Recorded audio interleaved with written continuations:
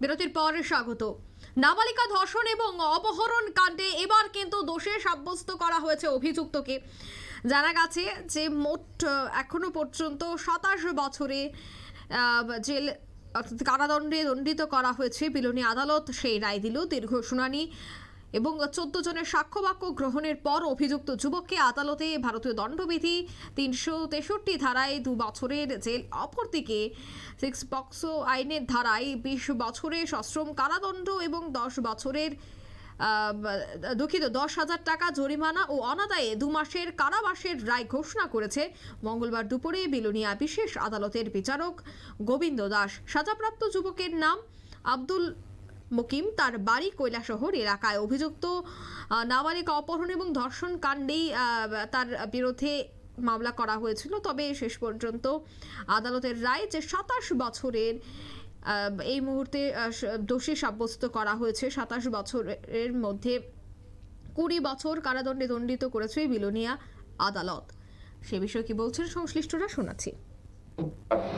আমি Shri Prabhat Chandra Dutta, special PP, Belonia court, সদ্য মাননীয় স্পেশাল দাস শ্রী গোবিন্দ দাস বিবাদী আব্দুল মকিমকে ভারতীয় দণ্ডবিধির 363 ধারায় 2 বছরের জেল এবং 2,000 টাকা জরিমানা, অনাদায়ে 1 মাসের জেল ও 6 পক্সো আইনে 20 বছরের কারাদণ্ডের আদেশ দেন এবং 10 বছরের জেল দেন সঙ্গে জরিমানাও দেন।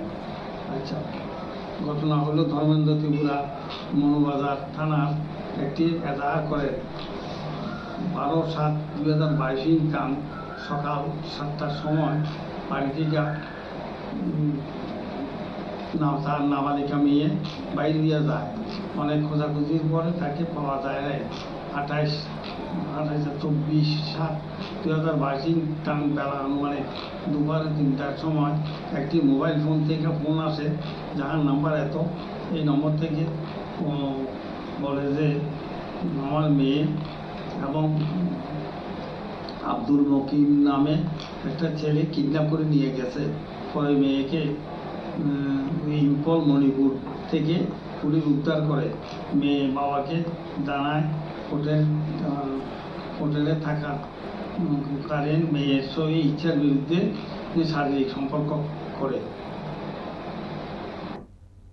আপনারা শুনলেন 10,000 টাকা আর্থিক জরিমানা এবং আরও জানা গেছে যে নাবালিকা অপহরণ এবং ধর্ষণ কাণ্ডে 27 বছরের এই যুবককে 20 বছরের সশ্রম কারাদণ্ড দেওয়া হয়েছে।